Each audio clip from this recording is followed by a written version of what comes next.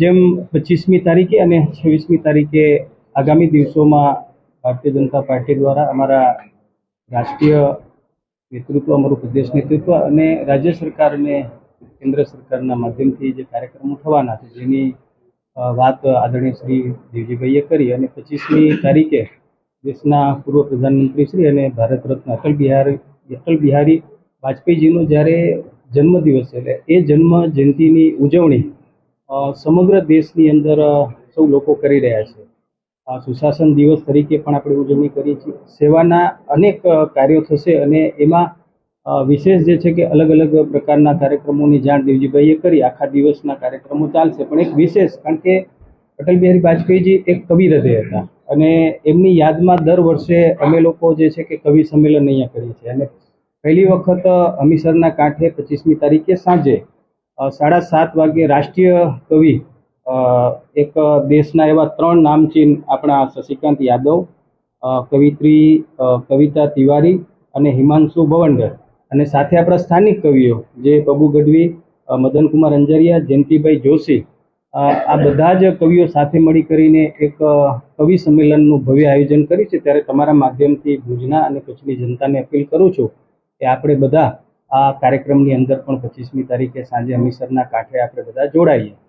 આપણા દેશના વડાપ્રધાન શ્રી નરેન્દ્ર મોદી સાહેબ, જેમણે સાંસદોને અપીલ કરી હતી કે સાંસદ ખેલ મહોત્સવ, કચ્છની અંદર છેલ્લા 2.5-3 મહિનાથી સાંસદ ખેલ મહોત્સવ ચાલી રહ્યો છે અને 31 જેટલી ગ્રામ્ય કક્ષાની રમતો, આઉટડોર, ઇન્ડોર, ક્રિકેટ, વોલીબોલ, આમ અલગ અલગ ઘણી બધી જે રમતો આપણે રમાડી અને એનું સમાપન એ 25મી તારીખે છે. દેશના વડાપ્રધાન શ્રી નરેન્દ્ર મોદી સાહેબ 11 વાગે વર્ચ્યુઅલી સંબોધન કરશે અને માધાપર જે છે કે MSV સ્કૂલની અંદર આ સમાપનનો કાર્યક્રમ અમે રાખ્યો છે. એમાં પણ 5000થી વધારે વિદ્યાર્થીઓ જોડાણા હતા અને જેનો નંબર આવ્યો છે એ લોકોને અમે પ્રોત્સાહિત કરશું.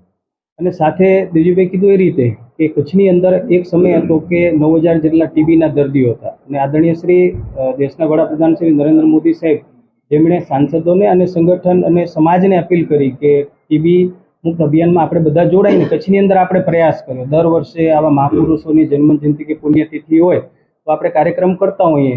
હવે કચ્છની અંદર 2000થી 2500 માત્ર ટીબીના દર્દીઓ અત્યારે જે છે કે આપણને જોવા મળે છે. એટલે ખૂબ જ કચ્છ ટીબી મુક્ત બનવા જઈ રહ્યું છે. એમાં પણ એનો ગ્રાફ ખૂબ ઓછો છે. એવા 100 લોકોને આપણે જે ટોકન સ્વરૂપે તે દિવસે કીટ આપશું અને બાકી રહેતા લોકોને 1 વર્ષની અંદર કચ્છ સંપૂર્ણ ટીબી મુક્ત થાય એ સરકારની સાથે, ટીબી હોસ્પિટલની સાથે મળીને આપણે પ્રયાસ કરી રહ્યા છીએ.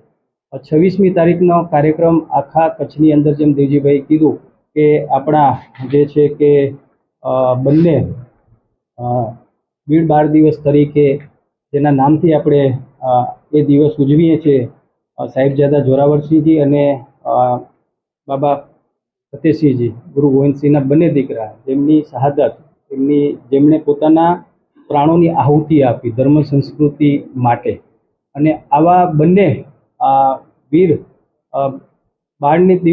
બાળ દિવસની યાદમાં આ બંનેને યાદ કરશું, એમને પુષ્પાંજલિ કરશું. કચ્છની અંદર 12 જેટલા ગુરુદ્વારા છે, એમાં દરેક જગ્યાએ અમારા સંગઠનના માધ્યમથી દેવજીભાઈના નેતૃત્વમાં કાર્યક્રમ થશે.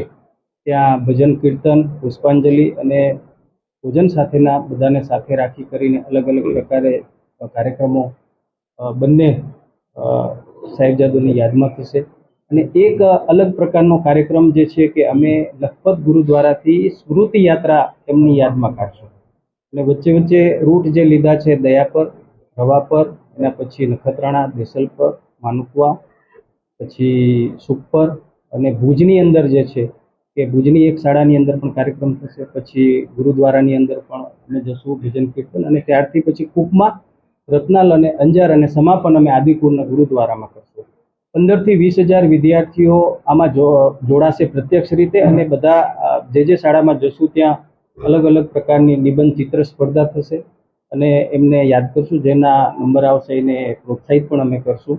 એટલે કે આખા દિવસનો જે છે 200 કિલોમીટરની યાત્રાનો આખો રૂટ અમારો તૈયાર થયો છે.